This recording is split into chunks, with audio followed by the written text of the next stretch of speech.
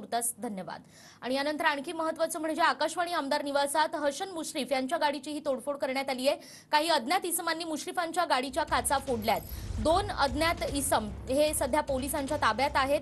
आकाशवाणी आमदार निवासामध्ये हसन मुश्रीफ यांची गाडी पार्क करण्यात आलेली होती आणि त्या ठिकाणी काही अज्ञातांनी त्यांच्या गाडीच्या काचा फोडलेल्या आहेत। ही दृश्य सध्या आपण पाहतो आहोत।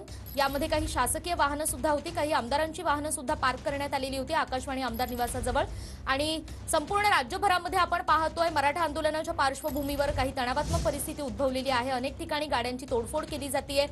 ज्यावेळी आमदार निवासाच्या परिसरामध्ये या गाड्या तोडफोड करण्यात आली त्या अज्ञातांकडून एक मराठा लाख मराठा अशा घोषणा सुद्धा देण्यात आलेल्या आहेत। मात्र हे मराठा आंदोलकच आहेत का यावर कोणतीही निश्चिती नाहीये। या 2 अज्ञातांना पोलिसांनी सध्या ताब्यात घेतलेला आहे आणि पुढची कारवाई पुढचा तपास सध्या सुरू आहे। तर गाडी फोडलेली आहे आणि त्याची ही दृश्य सध्या आपण पाहतो आहोत। हसन मुश्रीफांची ही गाडी आहे, यासोबतच इतरही काही वाहनं होती त्यांचीही तोडफोड करण्यात आलेली आहे।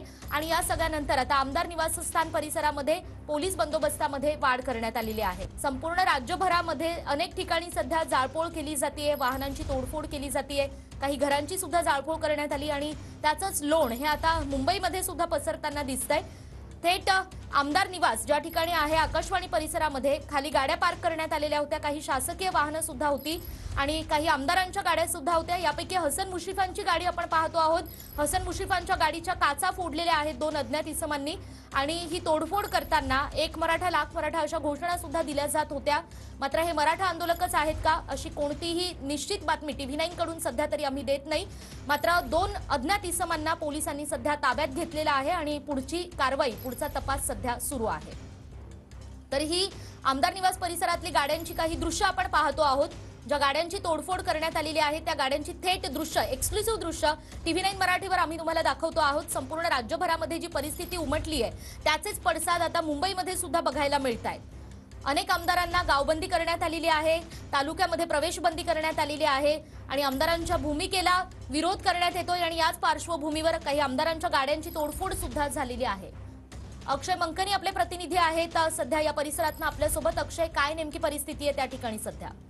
खरं तर मनोज जरंगे पाटील यांच्या उपोषणाचा आजचा 8वा दिवस आहे आणि खरं तर संपूर्ण मराठा आरक्षणावरती कोणताही तोडगा जो आहे तो राज्य सरकारकडनं अद्यापही निघताना पाहायला मिळत नाही। त्यामुळे वारंवार मराठा समाजातली जे मराठा आंदोलक आहेत ते हिंसक होताना आपल्याला सध्या पाहायला मिळतात। खरं तर गुणरत्न सदावर्ते यांच्या निवासस्थानी असलेल्या गाड्यांवरती हल्ला जो आहे तो मराठा समाजाकडनं करण्यात आलेला होता आणि थेट आता आकाशवाणी आमदार निवास जे शासकीय निवासस्थान ओळखलं जातं मंत्रालयापासून काही हाकेच्या अंतरावरती असलेल्या आकाशवाणी निवासस्थानाच्या खाली असलेल्या गाड्यांची तोडफोड जी आहे ती करण्यात आलेली आहे। खरं तर राष्ट्रवादीचे कॅबिनेट मंत्री असलेले हसन मुश्रीफ यांच्या गाड्यांची तोडफोड जी आहे ती मराठा आंदोलकांकडनं करण्यात आलेली आहे। सातत्याने कुठेतरी राष्ट्रवादीचे जे आमदार आणि मंत्री जे आहेत ते मराठा आंदोलकांकडनं टार्गेट केलं जात असल्याचं सध्या तरी पाहायला मिळतंय। नेमकी काय कारवाई केली जाते तेही जाणून घेत राहू तुमच्याकडून अक्षय तुर्तास।